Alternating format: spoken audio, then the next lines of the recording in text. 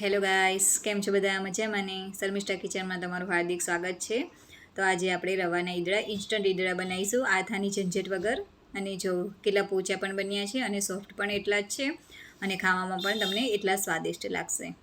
તો ચાલો આજે આપણે આજની રેસીપી સ્ટાર્ટ કરીએ. તો મેં અહીંયા રવો લીધો છે, 500 ગ્રામ જેટલો મેં અહીંયા રવો લીધો છે. તમે એની જગ્યા પર સૂજી પણ લઈ શકો છો. હવે એમાં આપણે દહીં પણ નાખી શકીએ છીએ. મેં અહીંયા છાશ લીધી છે, અથવા તો તમે લીંબુના ફૂલ પણ નાખી શકો છો.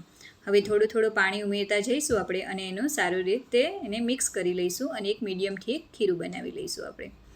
તો જો મારું ખીરું બનીને હવે રેડી છે. આપણે એને ઇન્સ્ટન્ટ પણ ઢોકળા ઉતારી શકીએ છીએ, પરંતુ મેં અહીંયા 10 થી 15 મિનિટ માટે એને રેસ્ટ આપીશ. મેં અહીંયા 4 થી 5 લીલા મરચાંની પેસ્ટ નાખી છે અને આપણે એમાં સ્વાદ અનુસાર મીઠું નાખી દઈશું. હવે આપણે એને ફરીથી આપણે મિક્સ કરી લઈશું.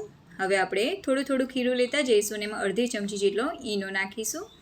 થોડું પાણી ઉમેરીને એને મિક્સ કરી લઈશું, સારી રીતે ફેંટી લઈશું. હવે આપણે એક ડીશમાં તેલ ગ્રીસ કરી લઈશું સારી રીતે. હવે આપણે જે ખીરું બનાવ્યું હતું એને આપણે એમાં પોર કરી લઈશું અને ઉપરથી થોડો મરી પાવડર ભભરાવીશું. તમે ઈચ્છો તો અહીંયા લાલ મરચું અને તલ પણ નાખી શકો છો.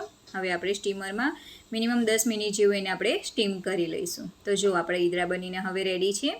તો એને થોડા ઠંડા થવા દઈશું, પછી એને કટ કરી લઈશું. તમે વઘાર વગર પણ એને ખાઈ શકો છો ચા સાથે, પરંતુ આપણે અહીંયા એક વઘાર ઉપર નાખીશું.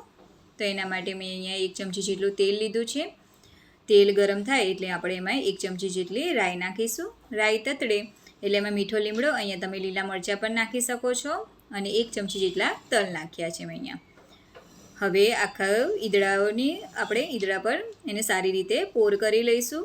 તો જો આપણા ઈદડા બનીને હવે રેડી છે.